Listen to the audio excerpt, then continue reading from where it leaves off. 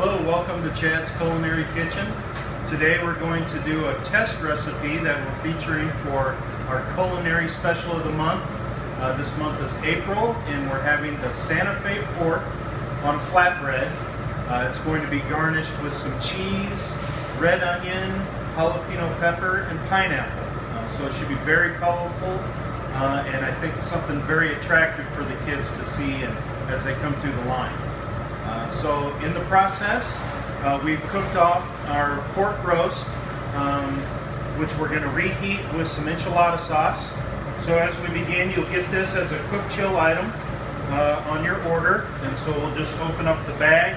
We want to eliminate or not use any of the juice in this because we just want to use the enchilada sauce, and this pork roast will have a netting on it.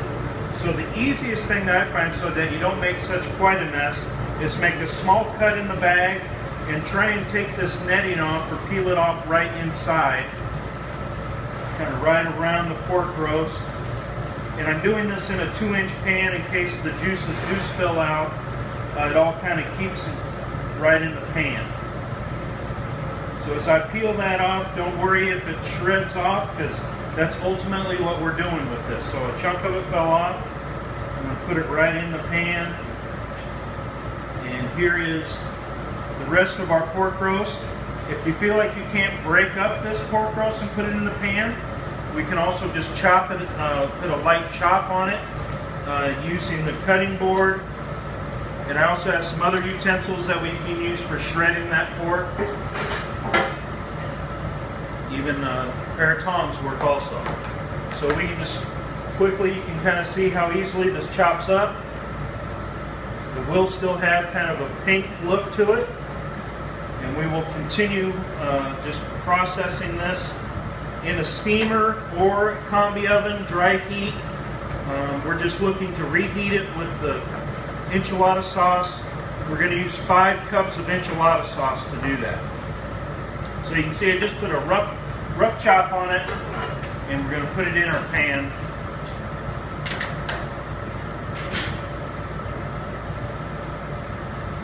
This recipe is going to serve approximately 50 kids. And here is our cup. This we can just dispose of.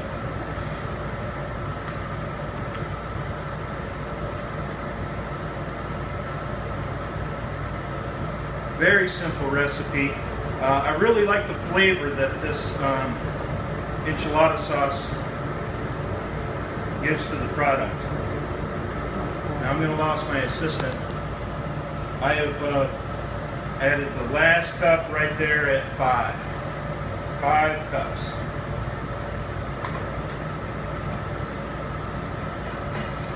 So now at this point you can kind of leave it chunky and place it in the oven and then shred it afterwards, or if it's still loose like what I had done, I kind of use some tongs and just kind of break it up and toss it to make sure everything's nice and saucy once I put it in the oven. We've tried this both as trying to serve it as chunks, but staff have told me at some of the high schools they like it better when it's really shredded. So don't be afraid to beat it up a little bit here.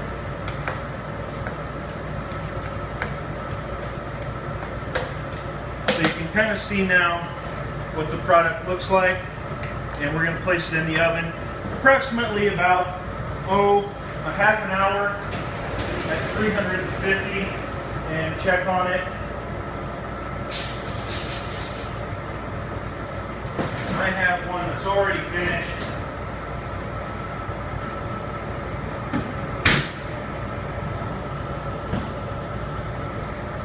And ours we just used our combi oven as a steamer, and you can see how well that pork really breaks down and becomes nice and juicy. And so now we will begin the assembly process. So we're going to kind of move over in this direction, and we have our pork, and the other items that we have here is we have our flatbread, which will come our frozen delivery. We've used that from a number of different little products. People tried it on their deli bars and even making little tacos out of them. We have our shredded cheese, which if you would like to use a number 24 or a number 40 dipper, we'll give the exact amount of cheese that we're going to put on it. It's not very much, it's more of a garnish. For those that don't have 40 dippers, we're just using a ½ ounce. We have our jalapeno peppers, a sliced jalapeno pepper that you'll get that through the cook chill. And our sliced red tomatoes, or red onions, I'm sorry. This you can order through Lafredo, already sliced package. And then our pineapple tidbits, our canned pineapple. We're going to put these items on first, the peppers, the onion, and the pineapple, and then garnish with the cheese on top so it all kind of melts together. I'm going to place my pork over here, and I'm going to go out of frame.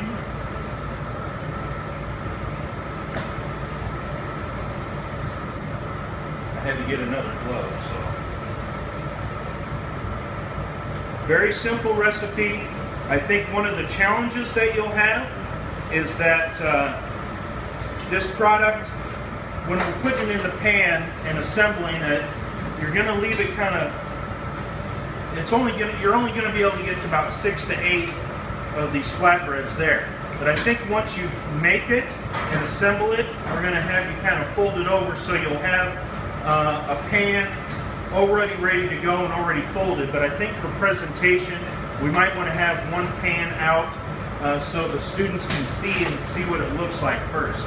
So what we want to do, this is a number 12 dipper, and what you're going to want to do is go ahead and dip the shred. Now sometimes with the shred it's kind of hard to get a right portion, okay, so you have some kind of hanging out. So sometimes I kind of like to use the tongs with it to kind of help pack it in there or adjust it a little bit. So it's kind of a two-handed process just to make sure I'm getting the right amount. But it's not too tough, nothing too difficult that our great employees can't tackle. I know you guys have made many challenges, and dipping up a shredded pork is something that you can accomplish. So I spread it out. Try and get a little sauce with it. You can see that it's not drenched in the sauce. The enchilada sauce gives it a nice smoky flavor.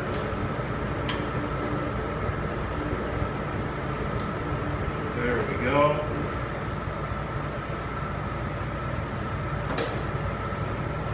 Now the onion itself, again, maybe just a little bit, 4 or 5 sliced, half slices on each one. We don't want to overpower it. Same thing with the jalapenos. I would go no more than 4 jalapenos on one. And again, you may want to make some up that just have the pork, kind of depending on your style of service. And maybe the kids end up adding this to their own.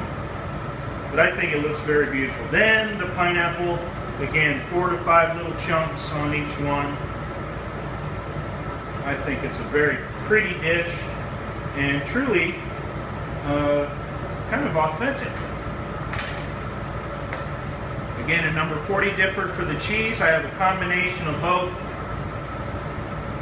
cheddar and mozzarella.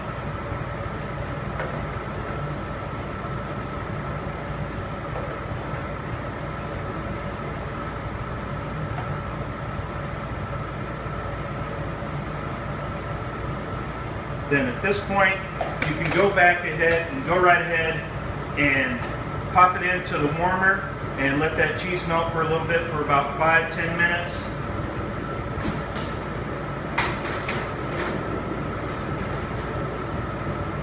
You don't want to place it in there at too hot of a temperature, back into an oven, or that bread is really going to become hard and crunchy.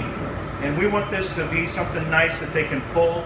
So you can kind of see some finished ones that I have here. The cheese is just starting to melt, and this is something now that maybe we can make up ahead and we can go ahead and fold so that for your service, you can go ahead and stack up quite a few of these already made and ready to go, and your service will go a lot faster.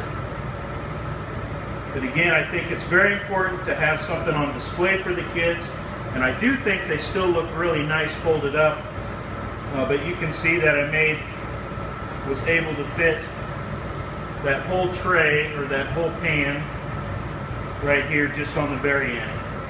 We could fit in 3 more pans into that. So I think that'll be a great item for the kids to try. Make sure you encourage them with smiles to try new and different things, and that we really want their feedback on all these items. I hope you guys have a great day.